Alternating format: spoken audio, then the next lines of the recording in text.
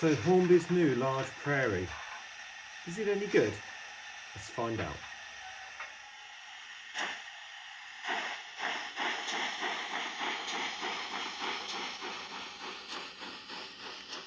Well, good evening everyone and welcome back to Piccadilly Sidings. Well, did you get it from my little clues on Facebook? Yeah, it's a large prairie, 4MT. So just give you a little read of that if you want to have a read. Pause.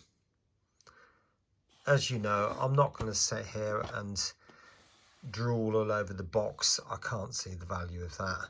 So let's get it out the box and have a look at the real thing. There it is. I've gone for the black one, Early Crest. Thought the green one was going to be quite popular, so I thought I'd go for something a little bit more different. So let's get it out the box and have a look.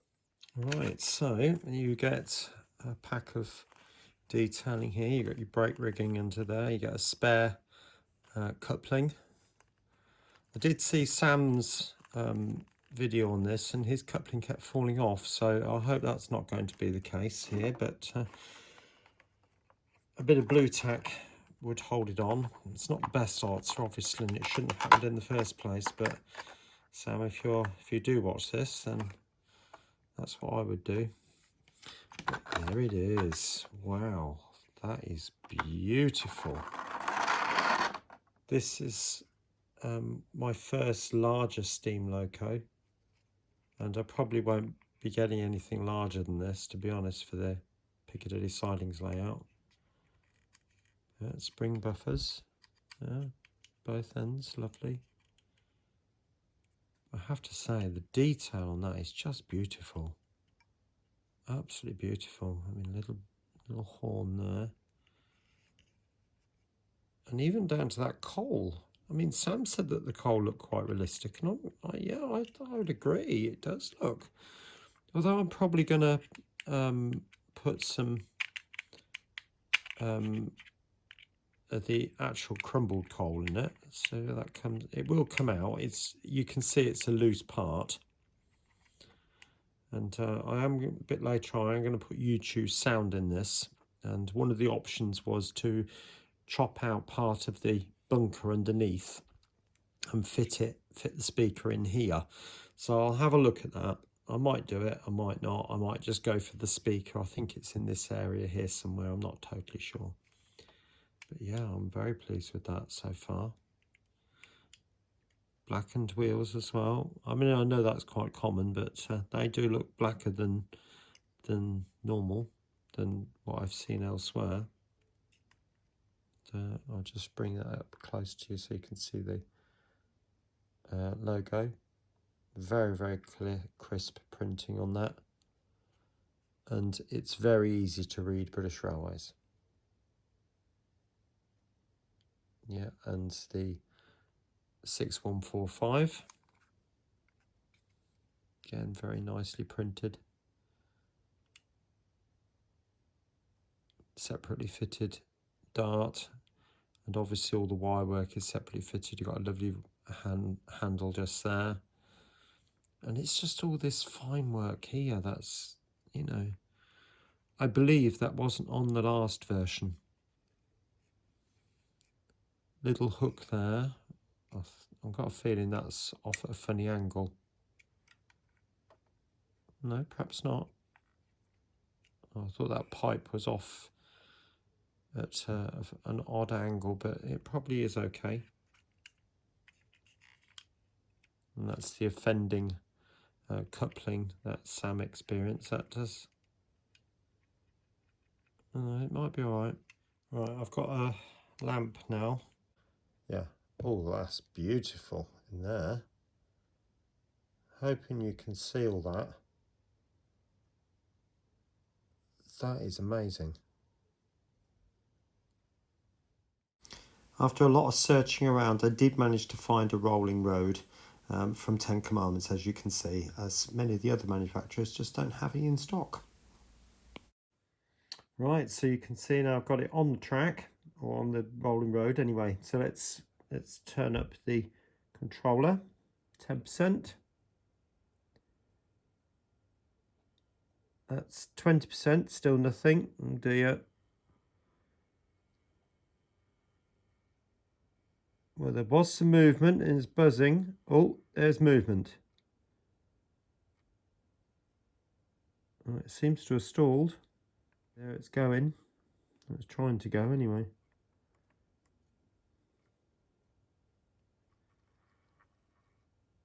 I mean, it obviously needs running in, so let's move it up a bit more power. Oh, blimey.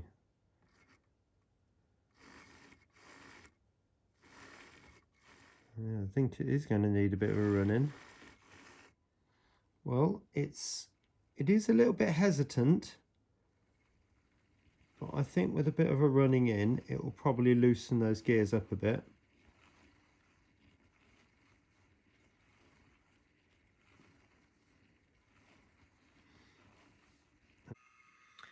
Right, welcome back. Now, I've finally got this Prairie running how it should on a Hatton's decoder, and I'll explain more about that in a minute. But I've had a lot of problems with it, partly because of dirty track, which I've obviously cleaned. The wheels came absolutely filthy, and it's just one of those things.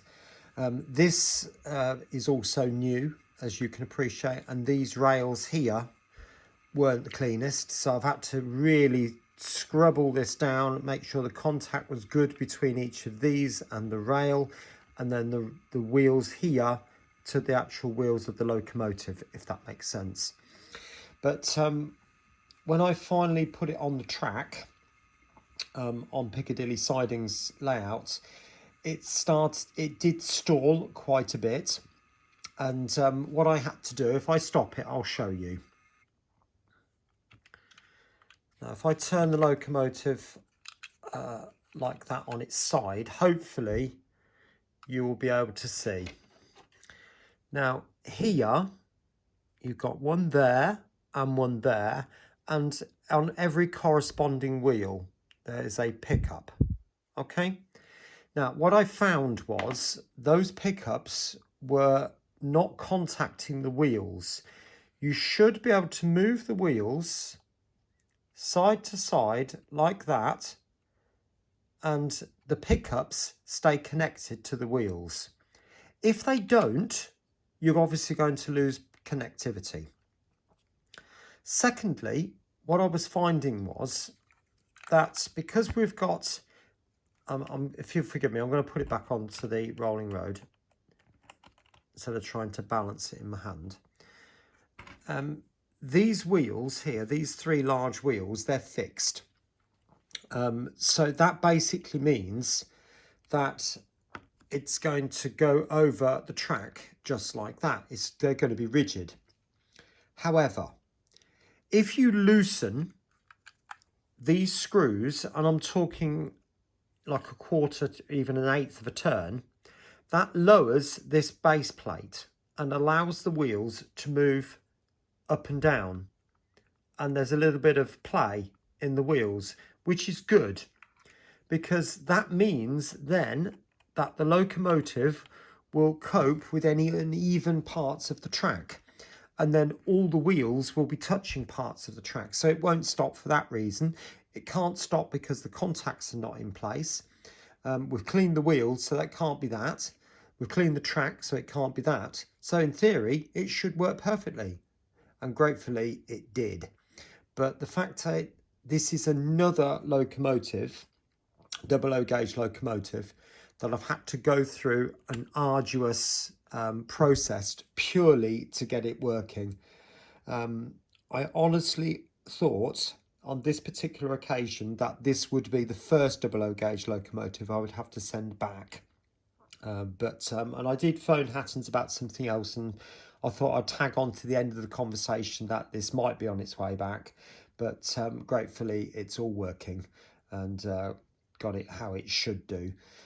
But, you know, it's one of those things really. We shouldn't have to be doing these things to our locomotives. They cost an awful lot of money, as you know, but it's the fact, the way things are at the moment. Pretty much every double O gauge Locomotive that I've had has had issues of some description or another. Right, welcome back. Now, I did say there was a Hatton's basic decoder in here, and that was purely because, one, I wanted a spare, so that if I did order something else, I could use it as in readiness if I ever got a sound decoder, and then take it out, store it, ready for the next one if it's appropriate. So I've got a sound decoder for this, which we'll talk about in a second, but we need to remove the body. Now, first of all, what you'll notice is you can pull the pony truck out. Incidentally, I did loosen that a little bit as well because it was binding a little bit. But using just a standard Phillips screwdriver, quite a small one. There's a screw right at the very front, just by that little triangular metally bit. The chassis, by the way, is all metal, which is very interesting, very, very good. And it's quite a weighty loco, this, so that's very impressive too. And as I did talk about the detail when I first opened the video. Now, I'm hoping you can make this out. I'll try and adjust the lights so you can, hopefully. But there is a socket there and one just there. It's very difficult to see, but there's another, so 2 screws. So popping those 2 out. And magnetic screwdriver is a must because it just lifts the screw out. Otherwise you'd have to tip it upside down, which is always a bit dangerous because you never know quite where they're going to go, do you? The screws, that is. And there's the 3rd screw. Okay, so I'm going to pop it down. In fact, I'm going to put it straight onto the table now. And lift off the body. Just gently prising it off. It is a little tight. So, there you go. So that's what you have inside. Just put that nice and level again. And as you can see, I have fitted the standard Hatton's 8-pin decoder, and I did put a little bit of tape across that bit there. You'll notice on the decoder, the orange wire, which is obviously this one in this corner here. This corner is pin 1. And very helpfully, on there, you will notice there is a little arrow. Hopefully you can pick that out. I'll try and move the wires out the way so you can see, but hopefully down there, you'll pick out there is an arrow in there, just there. Okay, there we go. There's the sound decoder I'm going to choose. This is a Zimo one from Youchoos, and I go to them purely because they are incredibly helpful, and the 2 guys there, Richard and John, will bend over backwards to help you. And so that's why I keep going back and back and back and back. So that's perfect for me. Now, you may notice that I've got 2 speakers. Now, I'm not using both, but there are 2 sound installations for this. There is an easy one where you could use that one, and you just slot it in to this space here. The sound will come out down below, and I'm presuming your decoder will sit in this gap here. I'm hoping so anyway. It's reasonably small. It should fit in that little gap. Or even in here. I'm not totally sure yet. Or there is a slightly more complicated decoder sound speaker fitting, where you remove this portion of the coal bunker. So that bit in there where the slope is. Yeah, hopefully you can make that out. And I'm thinking very carefully about doing that, to be honest. I'll just fit this with this decoder or this speaker so you can hear it working. But I might just go ahead and fit this one, which will just mean chopping this part out here. I might not necessarily show that, but it would be quite a tricky little job. but it would be a case of drilling a couple of holes and then very gently with a knife, a standing knife, that type of thing, this sort of thing with, you know, that type of blade on it. So drilling a series of holes all the way around with the drill, and then just sort of pop them through with the knife and then pop it out. And then you could go in with a sanding disc if you want to. Right, welcome back. I'm just going, there's a loose brown wire there, so I'm literally just going to pop a bit of tape over the end of that as the tape goes dropping to the floor. When we look at this, and just using the scalpel to point, we've got the orange just there. And as I pointed out, that is pin 1 just there. So that obviously goes in that way around. And I'm just going to gently push that home. And as I said, I'm going to just place this on the track just to check that everything's working as it should. And it should be on number 3. I'll get that lined up. Zoom you in a bit more. You can see I'm using the Hornby Select for this. So the motor is turning. And actually that does go to show these Hatton's decoders, they're okay. Hatton's told me they're made by DCC Concepts, and it did the job. It was smoother than having the blanking plate in, but it's not as smooth as this. This is just beautiful. Look at that. And we'll not be able to get it any slower than that. So I'll just speed it up a bit. And to get the function on the select, you press the function and 1.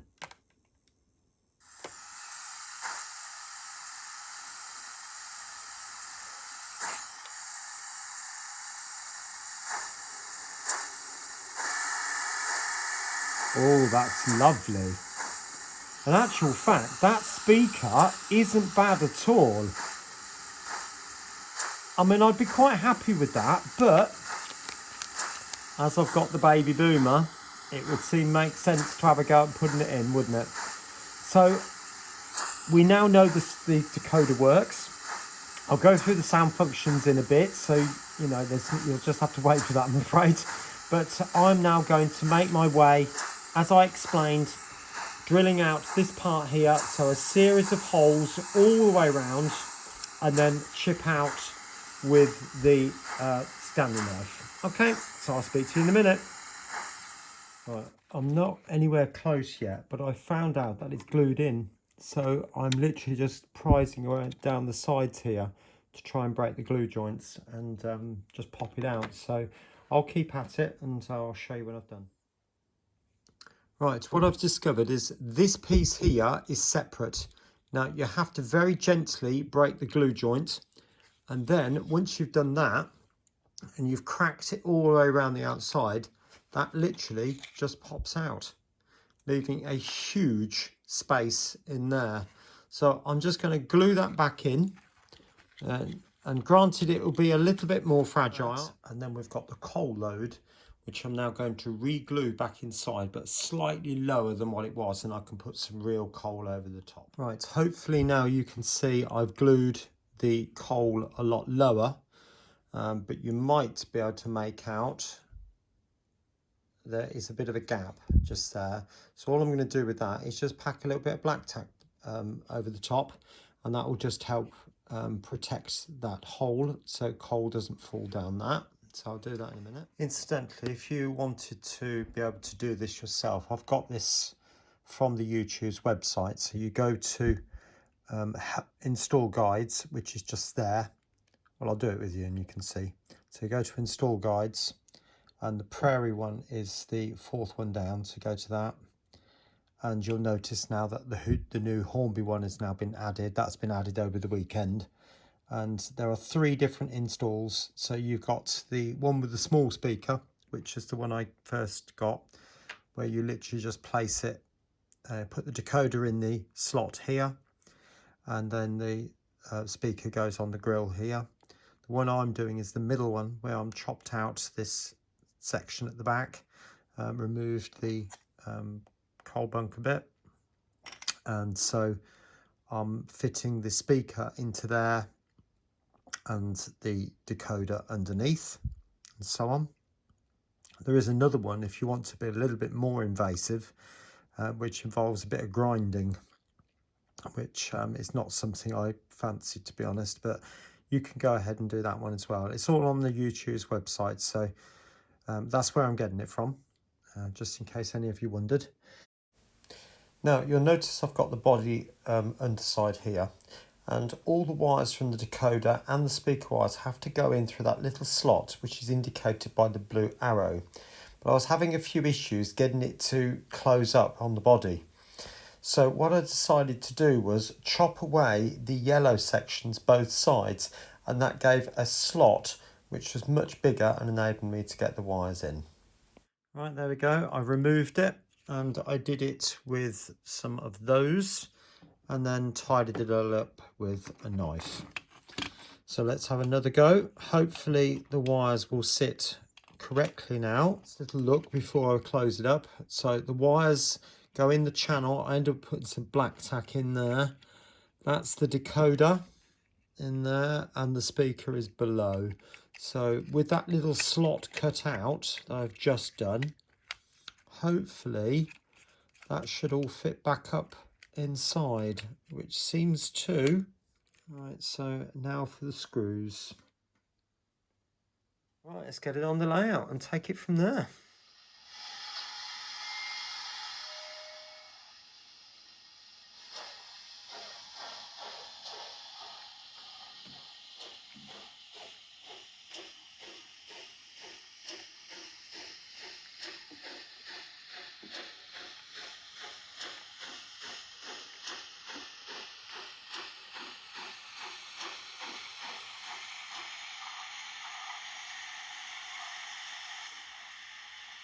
Well, you can see I am over the moon with this. I personally, me, myself and I think that sounds amazing.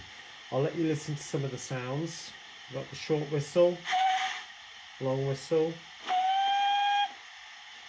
and it has got a facility to turn the chuffs down, so I'll just move it back slightly and you hear the difference. So that's the normal sound. So it's gone quieter, louder, quieter. Now I think the idea is that you can have it move in light engine or something like that. Just take it forward into shot again. I love all those squeaks and bangs and bumps you get with it. Okay, you need to stop it. And then we've got the old shoveling, which does appear to be a bit on the loud side. I'll see if I can go into the CVs and turn that down a bit, because it's supposed to be all happening inside the cab. But never mind. Then we've got a hiss. Another one. That'd be good when it's serviced in the station. This one does come with an active brake as well, so you can have the acceleration and the deacceleration quite high, and the brake, well, the deacceleration quite high, and the brake will stop it that way. Whistle. I'm not so keen on that whistle, but it's just the way it is. Injector. This is a clunk and a bang. I'm not quite sure what it is. I'll do it again. So if anybody knows what that might be, then do say. Track squeal, which I'm not so keen on either. Oh. Well, it's supposed... There is supposed to be track squeal in there. I hope I'll do it again.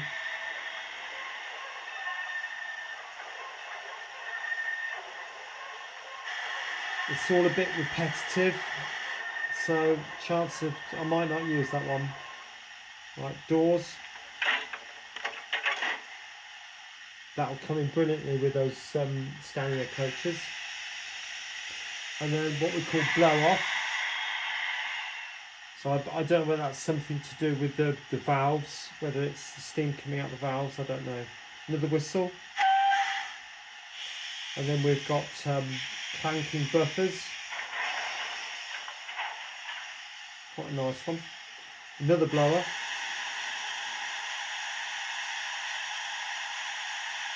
And then a long blower. Slightly different sound. Okay. So, final verdict on this. Well, I'm loving it now. And I have to be honest, at first, when I first got it out of the box, I was really pleased with the detail. The Hornby has put some amazing amounts of detail on it. The printing is absolutely exquisite, and the wire work is exquisite, you know, and the mouldings. I mean, on this safety valve here, it just looks beautiful. The way they've done it, it just looks absolutely gorgeous. But the moment I put it on the track, it ran like a dog for quite some time. And as I said before, I had to do not modifications, but checking things were actually positioned correctly. I discovered that the pickups weren't touching the wheels, which obviously going to have an impact on connectivity. I found out that the wheels were binding once the bottom plate was done up too tight. So I had to loosen that off. The front pony truck was done up too tight, as was the rear truck down here. That was done up too tight as well. So I had to just loosen things off a little bit. And the moment I did that,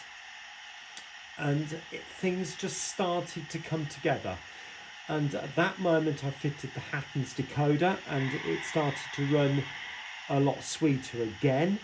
And then since putting the Zimo sound decoder in it, it's ran absolutely beautifully. And although the sound install wasn't simple and straightforward in one sense, it certainly wasn't that complicated. And I generally followed what was on the Zimo, on the Youchoos website. So if you choose to have a go at fitting sound to your Prairie, then there are 3 different guides on there for you to follow with 3 different types of speaker.